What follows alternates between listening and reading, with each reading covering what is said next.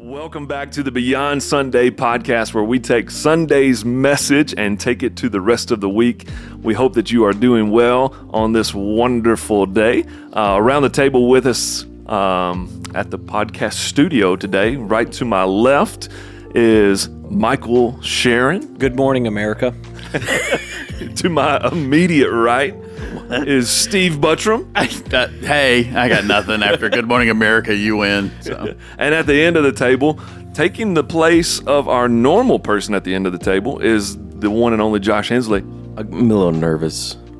You should be. Tate gave me some instructions on how to do this, and I'm nervous right now. To be honest, when I found out Tate wasn't going to be here, I almost had something on my calendar. No, Tate is in Disney World. Oh. Okay. Oh. Hey, Newark, this is Tate Wells, worship president.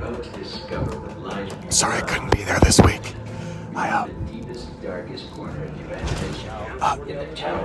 a little caught up right now.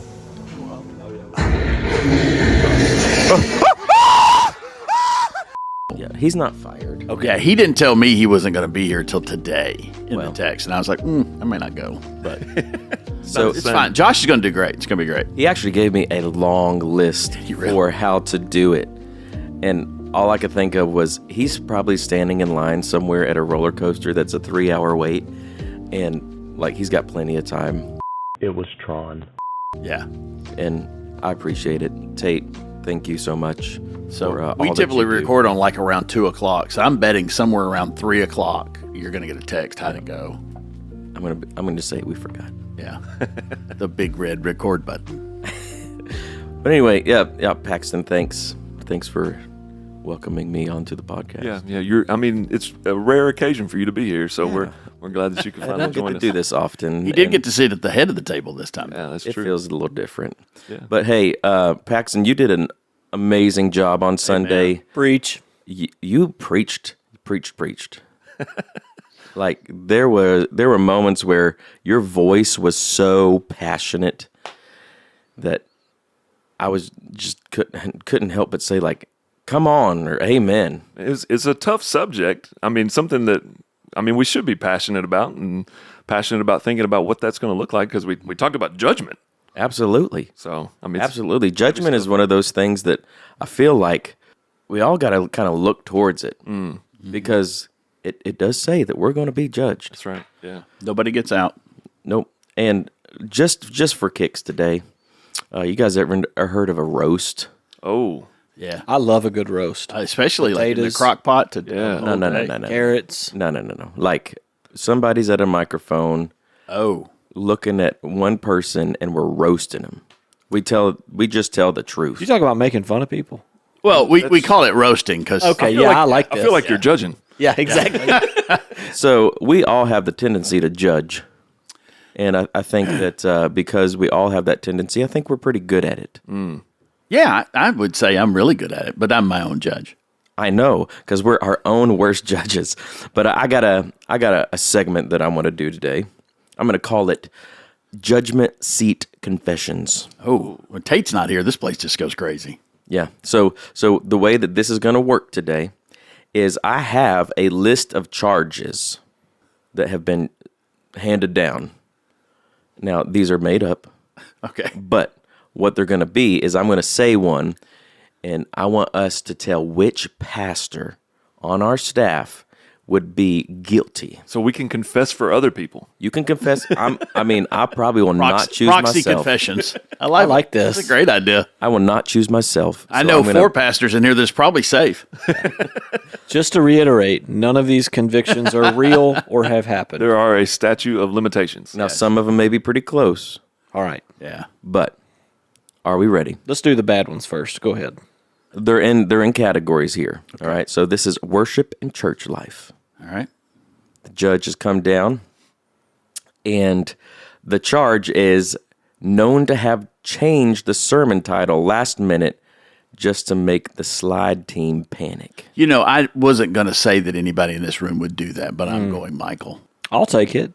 Yeah. Just that last Just to minute. make them panic. Yeah, just to have fun. I would do that just jokingly to mess with Alicia. Yeah. Just to see her face. but I probably would leave it.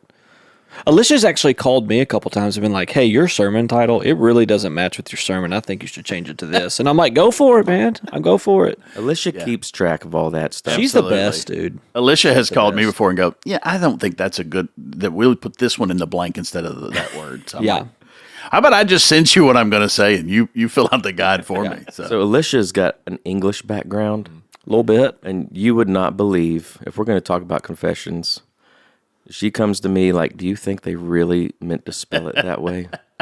I have heard her say, is that really what you wanted to say? Do you think she red inks our sermons and doesn't tell us? 100%. She just fixes them. Now she just fixes them. No, I'm talking about like she just marks them up, keeps them in a folder. Oh, just keeps Yeah. the record of wrongs. Yeah. Yeah. Maybe. Okay, that's me. Let's move on. What's the next Okay. conviction? You're caught using a sermon illustration from a movie that you haven't seen, just to make the illustration. Somebody raised their hand in the room. That's me. Steve. I'll go look up the illustration on YouTube, but I'm not watching the whole movie. There is a resource out there. Did you know that? Is there? YouTube. There's a That's what I thought I meant it. Yeah. There is a resource for pastors out there that if you're looking for a sermon illustration that deals with a movie, there's a library of things that you can use. That's That's- pretty much cheating. Yeah. That's why Josh, I think his eyebrow furls when I send YouTube links with my sermons. Well, I mean, there is copyright issues. Okay. All right. So I'm taking that. We didn't get it outside this room. We're 2 for 2 inside the room. I don't like these, Josh. I'm going to find one that's somebody else. All right.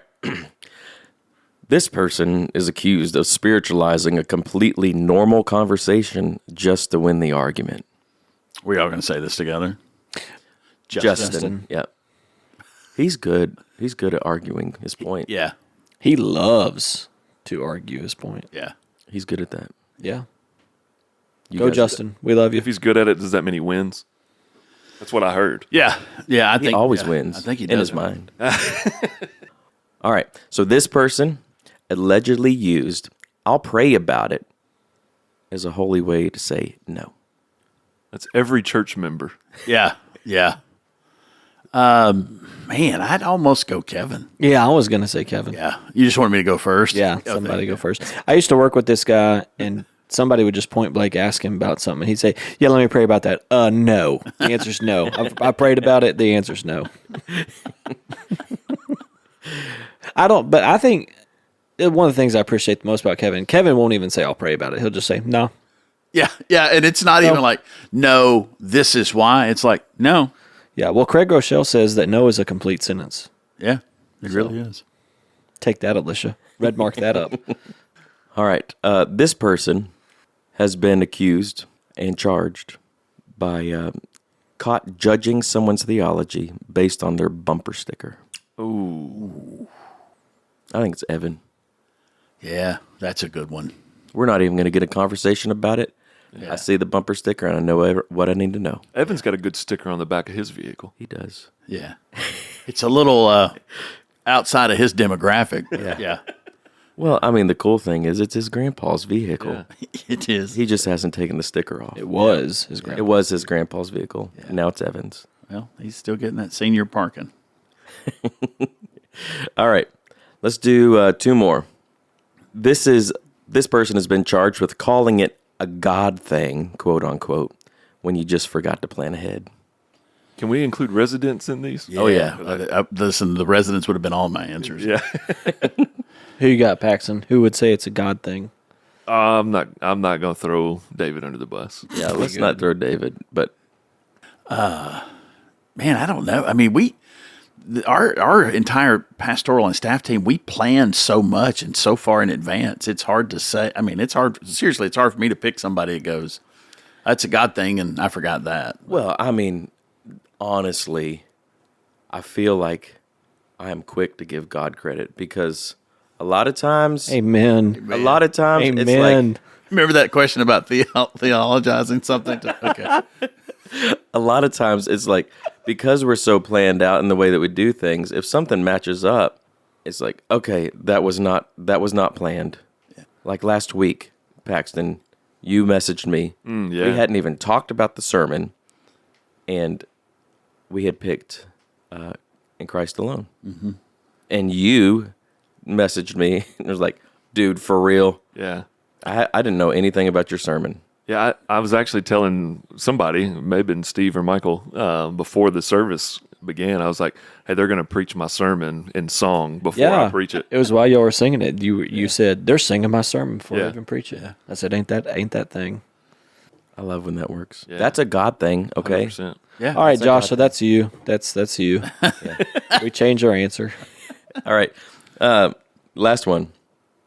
This person was charged with blessing your heart, but not your attitude.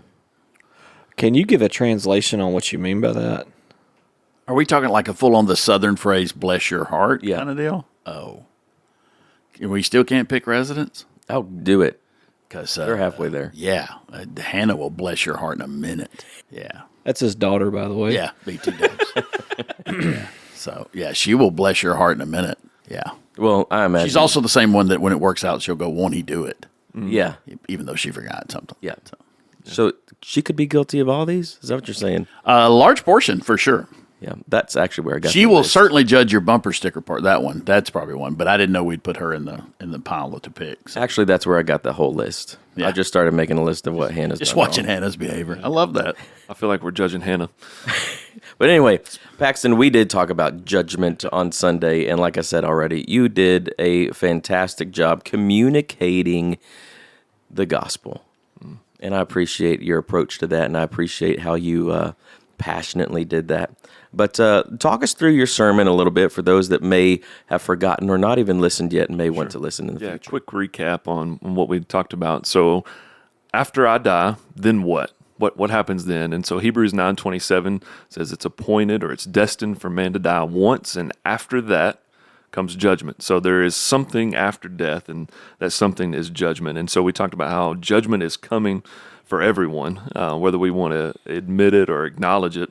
We're all going to face judgment after death. And there are two kinds of judgment that Scripture speaks really clearly of. One is a reckoning judgment, and one is a rewards judgment. The Bible talks about a great white throne of judgment. That's the reckoning judgment. And it talks about the bema seat or a bema judgment, which is the rewards judgment. And regardless of which judgment you're talking about, it's terrifying because basically what we're saying is, hey, here's my life. I want you to examine it. Check out everything, not only everything that I've done, but everything I've thought. Everything I said, everything I thought about saying. For some folks, that's a slippery slope, right? When they think it, they say it. But some people, you're like, man, if you only knew what I thought about. But all of those things are laid open, right? We're completely exposed before God. But the greatest news, and the reason that we don't have to fear that with such a concern about what's going to happen in that moment is because Jesus goes with us. He literally goes to the judgment with us, and we don't stand in our own righteousness because Scripture tells us that our righteousness is filthy rags, but we stand with the righteousness of Christ because of our union with Him. So that was that's what we talked about when it comes to judgment and what that's going to look like. Just kind of giving us a quick glimpse of that day. I think, for judgment, we get so caught up, in Christian or otherwise, we get so caught up in the day-to-day, everything life, and we're comfortable in our salvation, and we are, hopefully you're saved. If not, you can certainly reach out to us and we can walk you through that process. But we get caught up in what is today, what is tomorrow, what's on our calendar. And judgment, we're all going to face that. One of the probably not misquoted, but maybe misused Bible is Matthew 7 about judge not lest you be judged. Mm-hmm. Well, you're all going to be judged by God. Yeah. Mm-hmm. And I think that you did a wonderful job of explaining that we're all going to face that. It's something, and if you don't have Jesus, then it's not going to work. Right. You're in trouble. Yeah. Yeah, we definitely, as a society, see so many people with this. I don't want anyone to judge me, but the reality is, man, let's go ahead and get this out of the way. Let's talk about what this is going to look like because I know I'm facing that judgment. It's coming one way or another. So let's get it over with now. Why do you think people have a hard time grasping that? The judgment part? Yeah, that I we think- will be judged. Yeah, I think I would say all of our human experience with judgment has to do with other humans judging us. Right. Right? And when you really get down to it and understand that, dude, Jesus Christ, the judge of the world, is going to judge me one day. And he's rightfully called the judge. And he has every right to do so. Paxton, I think you used a perfect word, man. It's terrifying. Absolutely. But anything other than that, you know, our human experience is being judged by other humans who are also flawed. And Right. I just think that puts a really bad experience for us. And it really, you know, I see that, see this with students a lot. They say things like, well, who are they to tell me that?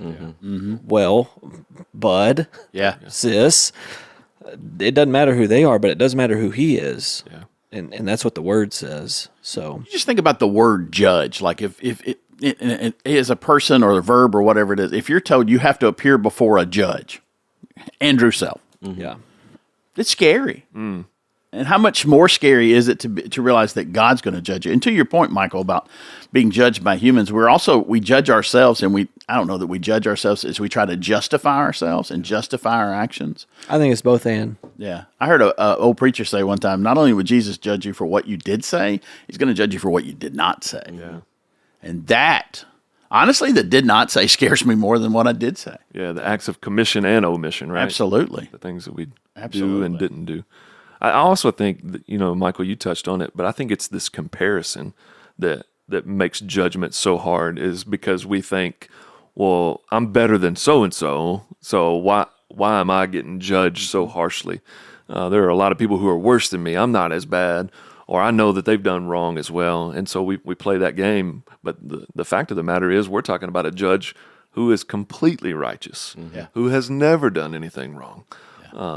And so that's a whole nother level. We like to put sin into context. Yeah.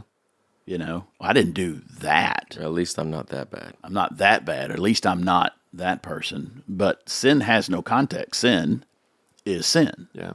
And I think we forget that it's not just sin against someone else or this act that we're doing, but it genuinely is a sin against God. Yeah. Right? It is, every sin is done against him. Yeah, I don't think we think about that near enough. Not at all. I don't. I mean, when you sin against a fellow human, you're sinning against somebody who was born and created in the very image of God. So, like, I think we can all relate to this as parents. Man, if somebody attacked your kid, there is not one of us around the table that wouldn't feel outrage. And the fact that somebody, you know, who's semi in my image was attacked. And that's every human being. Yeah. They're all created in the image of God. So all sin, I love that, Paxton, is first and foremost. Man, it's a cosmic treason against God. Yeah. Yeah. Yeah, and you know, you said something, and I if I didn't, then I want to give you kudos for quoting Tupac in a message. By the way, that resonated with me. But you know, the only God can judge me, and we hear non-famous rappers say that as well. But you said from the pulpit Sunday, you said that's the scarier part. Yeah. I would prefer that Paxton or Michael or Josh or my wife or Hannah judge me because they don't know what I did not say. Yeah. And yeah, so that He was knows your thoughts. yeah. He knows what you wanted to say, that you curated to come out of your mouth to be a little bit different. Yeah. He knows that email and text you didn't send. He knows the tone of voice that you have behind the text. Yep. Yep. Because I have written a bunch of those and deleted them and not sent them. We are getting real personal in here right now, y'all. Guilty, Michael. Real personal. I said we moved on past that game, right? Yeah. You know, Steve, you were talking about having to sit before a earthly judge, and I've been on a witness stand a couple of times, and it is so scary for me, even though I'm not the one that's being accused of anything or having to be concerned about the outcome, just a witness, and it's scary. I've been on juries. I've been on a jury before, and the judge came in, and I'm like, oh. Yeah. I'm the one, I'm on the jury. Yeah, no, it's something about that. It's like, we talk about Andrew Self. Andrew's one of our elders and a circuit judge here. But, I love hanging out with Andrew. I love talking to Andrew. I do not want to be on the other side of the bench from Andrew. Yeah. No, thank you. We're talking about judgment in a sense that it's frightening, it's terrifying, but I also think that there's another part about God's judgment that maybe we don't think about. Anybody in the room or listening ever been misjudged before? Mm-hmm. Man, that feels good, right? Man, the Lord's never going to misjudge anybody. Yeah, right. So there's literally coming a time where maybe every single earthly authority that you've stood in front of has misjudged, miscalculated, put a target on you, and is unwarranted. Hey, one day, friend, that's all coming to an end. Yeah. He is going to be the righteous judge. Right. Yeah. And I think that's part of that rewards judgment. Yep. That I think we oftentimes overlook. It's not necessarily the things that you're doing in order to gain a reward, but it's God saying, hey, I know that no one else saw it, but I want you to know I did. Man. I didn't miss a single one of those times where you stood up and did the right thing when nobody else paid attention to it. I want you to know I was watching. So you know what that means? For me, that means that everything matters. Yeah, 100%. Right? Like every thought, every motivation, it all matters. Scripture even talks about taking every thought captive. Yes, sir. If you have something captive, you control it. Mm. Whether it's a armadillo in your yard, which I have now, that's captive, you control it. And if we really want to do what you just said, Michael, we have to capture our thoughts. So I can't just let that roll by. About the armadillo thing? Yeah, have you caught it? Not yet. Oh, okay. I thought you said you had it captive, so I was wanting to know. I got a plan. I know a guy. I do too. We know the I know your guy. Yeah, well, my guy. The gopher guy, I bet he can do armadillos. Gopher. Mine was a groundhog. Groundhog, that's right. Yeah, man. Sorry, groundhog. Yeah. That's another topic for another podcast, but we should have a podcast. We should have him on. I was actually daydreaming a little bit right now, thinking about what I was going to say next, and I just heard gopher, armadillo, groundhog, and groundhog. Yeah. We got on that. Yeah. Well, it was captive, and I theologized it. So that was quick. So speaking of captive things and storing things up, right? We did talk about these rewards that we can store up, that we capturing those rewards. What do you think it looks like to be more focused on storing those things up in heaven as opposed to storing up these rewards earthly or storing up things on this side of heaven? It's a balance. As Christians, we still have to live here. Yeah. Jesus prayed, "Your kingdom come on earth as it is in heaven." So we still have, I don't know if the obligation's the right term, but we're still here. We're still in the Great Commission. We're still in the age of not yet. We're not Revelation 22 yet. So I think to focus only on getting to heaven, we miss out on the chance to serve one another. Yeah. I think that sometimes we live in a world where we are disadvantaged. And let me finish this before you guys jump off track. Have you ever done the right thing before and you're really torn of, okay, should I make this right thing that I did public or should I keep it private? That's good. Right? I mean, Jesus talks a lot about doing the secret thing so that your Father will see. Right. But then there's also this balance of knowing, man, we are in leadership, so shouldn't people see those things? And now, with social media, my goodness, Paxton, that question, it makes me think, how many rewards have we taken and said, nope, I'll reap the reward from it here on earth because I just overly publicized something good that I did because I wanted to make sure everybody knew.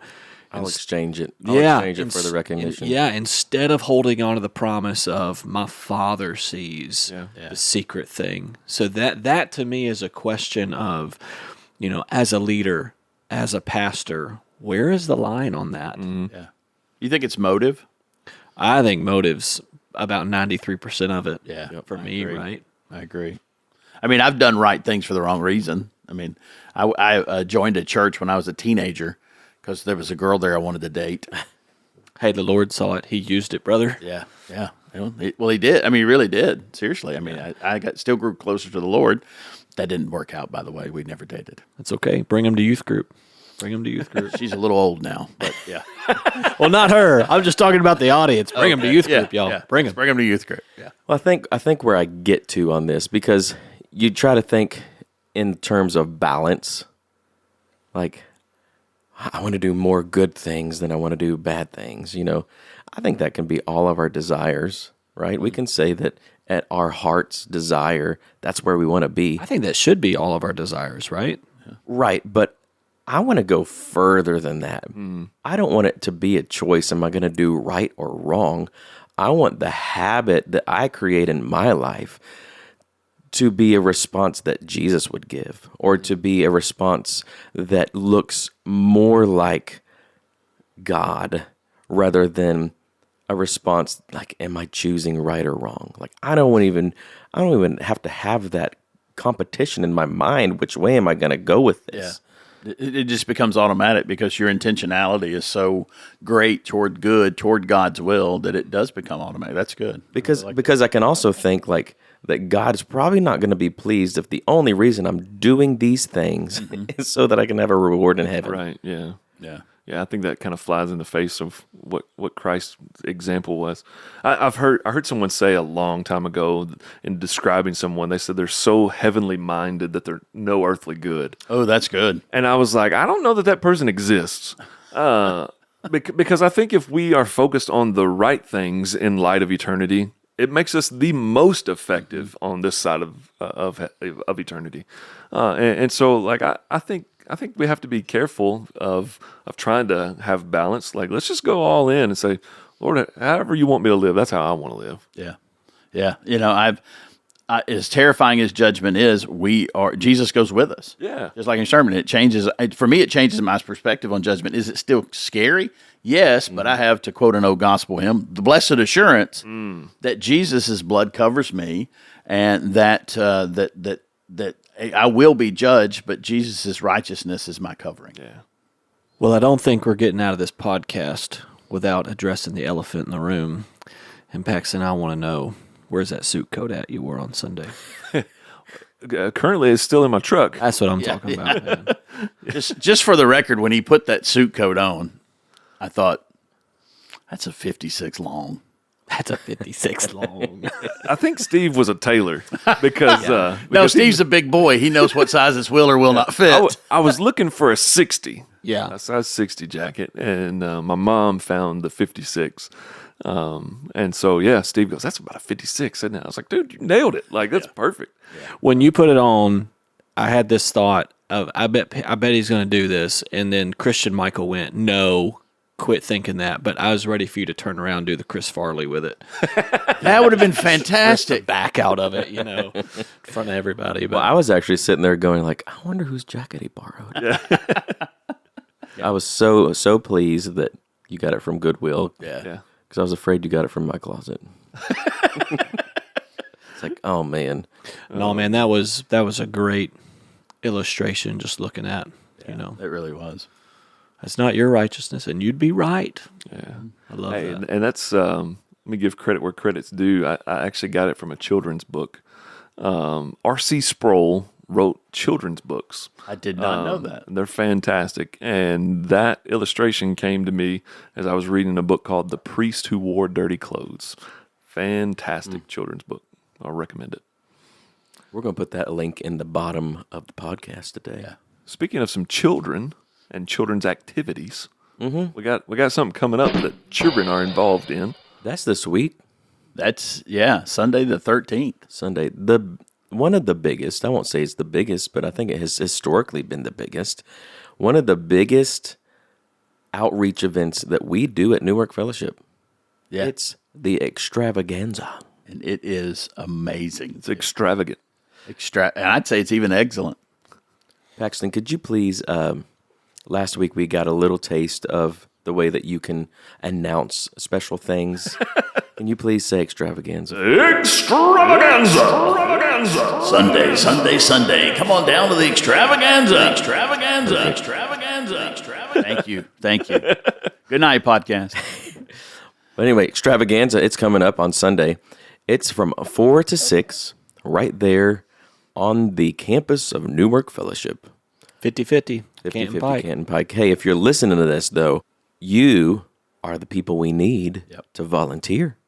Because what happens is lots and lots of people from the community know about Extravaganza, know that we do it every year, have questions when it is so that they can make sure that they're there, which means our campus is full of people, which means if the people are coming, we've got to be the best host that we can. So we need church members to step up. We need people who've been just visiting to step up and welcome our community onto our campus, because we've heard over the last few weeks that lives have been changed because of attendance to Extravaganza. You know, and Extravaganza and then the Harvest Fest we do, probably the two biggest people on campus events. And so many people who don't go to church somewhere will come to this. Oh, yeah. I mean, they're not even going to go to church on Easter, but they're going to come to Extravaganza because they've got kids that want to go hunt eggs, and we have great prizes, and I hope we're having pork chop sandwiches because those are really good. But there's so many great things, and they'll come to that. So as church people, let's love on them. Let's show them the love of Christ. I think we undervalue something. An invite and a great impression has the power to change somebody's life eternally, right? And we hear story after story after story of that. And that's something that you can tap in and be a part of. So just think about, man, how can I tap into that? Am I an inviter, or can I be somebody that makes a great first impression? Yeah, intentionality, I think, is the word. That's good. Being intentional about relationship. Extravaganza is just an event until it's not. Right. Until it's a community-building relationship that you're making with somebody that you invited, which in turn, we don't do Extravaganza every week, but you know what we do? We do worship. We do small groups. We do age-graded things, youth, children. There is something at Newark for everybody. Yep. And intentional invites, intentional relationship is what builds those things to be something more than just church. Eric Mason, pastor, is actually on one of our studies we're doing in a small group. He says people will belong to where they feel like they belong. So welcome them to the campus. Go hunt some eggs. We don't really hide them. They're in the yard. I mean, they're there. But yeah, I mean, it's an incredible outreach. It's basically chaos. It's like an egg chaos. Yeah. But it's chaos that you can feel good about bringing your kids to. Oh, yeah. Yeah. We don't let parents out there. It's all for a reason. organized. That has been an almost issue in the past. Oh, yeah. You know, of like, no, this is kids only. You want to know what the problem was? Grandparents. And we've stopped doing it. Cliff has decided we are not doing this.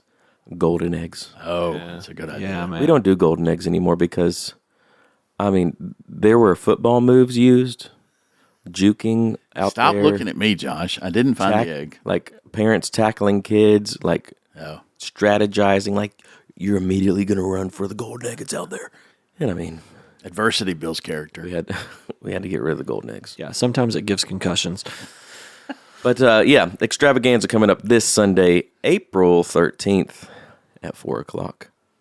Also, 1 week from then, the Super Bowl for pastors. Super Bowl Sunday. Yeah, no, it's Easter, man. Invite somebody. We're going to be at the Bruce, 9 and 10:30, 2 services. You can sign up in the church app to which one you're coming to, so we kind of know how many and expect all that. And let me encourage you this: come early. If you're coming to the 9, come early. If you're coming to the 10:30, come early, because it's going to be amazing and it's going to be crowded. Praise the Lord, it's going to be crowded, but you'll get to hear the gospel presented there as well, as long as and with Josh's amazing worship team. Just be there early. I highly encourage you to be there early. All right. Those are a couple things coming up in this coming Sunday and the following Sunday. But Michael, you're up preaching this week. Give us a little insight on what you're talking about. Well, we're continuing on talking about death. But I kind of get to talk about an exciting part about death, and that is the promise for the believers, which is the hope of heaven. The hope of heaven. And so, man, there's so much I want to say right now, but I'm going to hold back. Hold it back. good Till for you. Sunday. I'm going to be like a fire hydrant, so y'all just come ready. You know what I'm excited about? I'm going to preach your sermon too. Are you excited? He's going to I'm a preach. preacher. I didn't. Before you even get up. Josh asked me this week. He said, "You got any songs?" And I kind of got to thinking about it, because you don't do that all the time, Josh, but you did. And all the songs that I can think of with heaven are like funeral songs. and I just didn't think that would go well on Little Beulah land. little Beulah land, and Roll over heaven with you. I can only imagine. And I'm just thinking, like, I'm gonna trust Josh's repertoire way more than That's a good idea. mine. So don't tell So me. those what you aren't think. good ones? When the roll is called Those are up yonder. Yeah, those are great ones. Okay. I just didn't know if that would really communicate hope. Because, I mean, you've already heaven, picked you know. three So of them. we are or are not doing Beulah Land. I'm not clear. Hey, a little tidbit of history. Do you remember when I sang Beulah Land at Newark Fellowship? I don't. It was a Heaven series, I remember the Heaven series, kind of. and I remember vividly But you've because been it here was like super 10 years, dramatic. so, yeah. I was walking up the side of the worship center. Lights were out. We had these like eerie looking clouds on the EP, and I started singing Beulah Land. I'm longing for all the way up, and I finally got on stage, and Paul was on stage playing behind me. I forget why I did that. You came up late, or that was part of No, it? that's It was part of it. Like your lights went like down. you were coming out of the clouds singing Beulah. Yeah. Land, coming on stage. Like you were Jesus. No, Well, it no. was. Hey, I Hold was on. like the Don't judge. angel. Don't judge. I'm just looking. I'm just thinking. I'm not seeing. I I'm don't not remember seeing this. this. Maybe it was one Sunday we missed or something, but I'd riding like. Could we do it again this? riding Probably a white blessed horse. that you missed. No. White horse. It's riding a right horse down the worship center singing Beulah Land. Kevin I mean, told- it's easier Kevin than- told me to pull it back a little bit Yeah, after it's that. easier than snowing Rain in the Rain it in, Josh. But yeah, that did happen. Not the white horse, but Beulah Beulah Land Land, did that's happen. awesome. It's not happening this week, but we hope that you join us for worship. Absolutely. Hey, thanks for joining us on today's podcast. Don't forget to like, subscribe, tell your friends, tell your neighbors, tell everybody, and don't forget to sign up for Easter, and please come out to Extravaganza. Hey, guys, I've enjoyed our time together. Yes, Thanks for being it's here. Good to have Fun you. as always. Goodbye, America. See you next time. Sheesh.